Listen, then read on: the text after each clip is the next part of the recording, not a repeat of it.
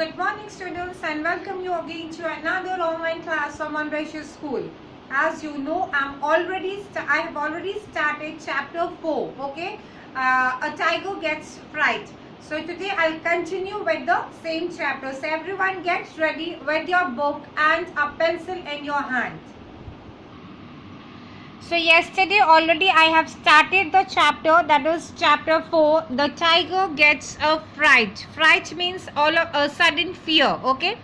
I have started section 1 and in just the first paragraph explained, in which I said that a tiger, as he was very hungry and he couldn't get any food or a prey in the village, in the forest, so he turns towards a village, and in the village he heard a cry of a little boy, okay? And the cry, it seems as if the boy is upset about something.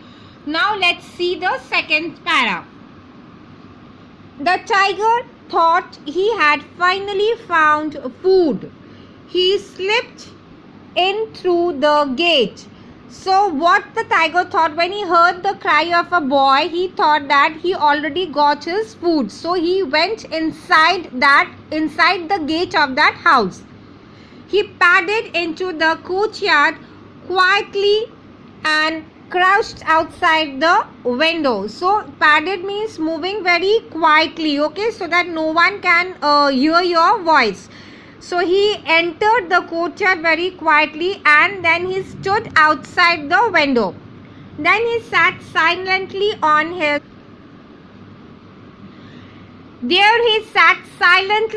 his haunches. Haunches means the upper portion of the legs and the hips, which helps the tiger to sit.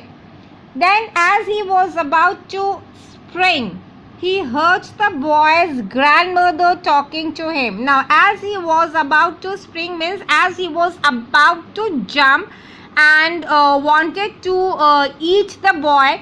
At that point of time, he heard the sound of his grandmother. She said, "Hush, don't cry so loudly. The nasty stripped tiger will come and get you." So what the grandmother said that, "Why are you crying so loudly? Stop crying, otherwise your voice can be heard by the tiger and he will eat you up."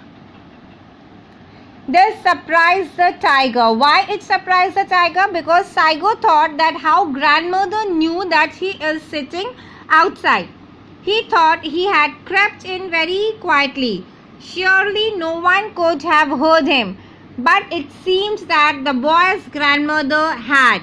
So what the tiger thought when he heard that the grandmother is saying that the tiger could come and eat you up if you will cry so loudly, tiger was very surprised. He thought that he came inside so quietly, and then how the grandmother knew about his presence. He thought that grandmother must have seen him. The little boy, however, paid no attention to his grandmother.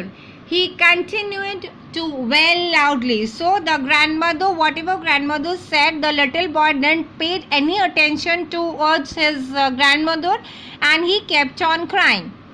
The grandmother then said, "Now little one, do stop crying. See, I have a dried persimmon here." So what the grandmother said that, "You please stop crying because I had something for you." And what was that something? It was a dried persimmon. Persimmon is a sweet orange colored fruit. The child stopped crying at once. The tiger was so astonished that he stopped mid-spring. The old woman, when the grandmother told him about the persimmon, the boy at once stopped crying, and tiger thought this something very strange or very frightening thing, that because after listening the word, the boy stopped crying. The old woman told the boy a tiger would get him, but the boy had paid no heed. Yet a dried persimmon stopped his crying at once. So this dried persimmon must be something very frightful, reasoned the tiger. Reasons the tiger means the tiger thought when the grandmother told the boy that a tiger, you please stop crying, a tiger will come and eat you up. After listening this also, the boy paid no attention and he kept on crying. But when the grandmother told him that here's a persimmon, dried persimmon I had for you, after listening to this word persimmon, the boy stopped crying. So the tiger thought this is something very frightful thing. I better leave before this dreadful thing catches me, he thought. And he turned around to slip away quietly. So he thought that he should go away from that place at once, as this frightful thing could catch him also. So he just turned back and he went away from that place. You give a check till here, and now you please mark the spellings of second para. Slipped, padded, courtyard, crouched, haunches, surprise, stripped,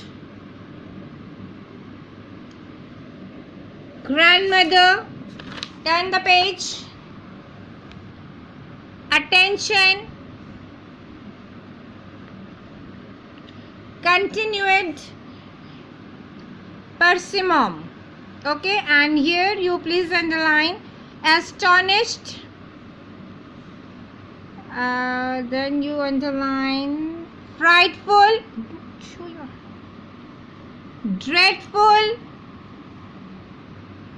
Okay, so you give a tick till here, and your homework is you will read chapter 4. Okay, and try to understand what is written in the second section also. Read the full chapter. Thank you.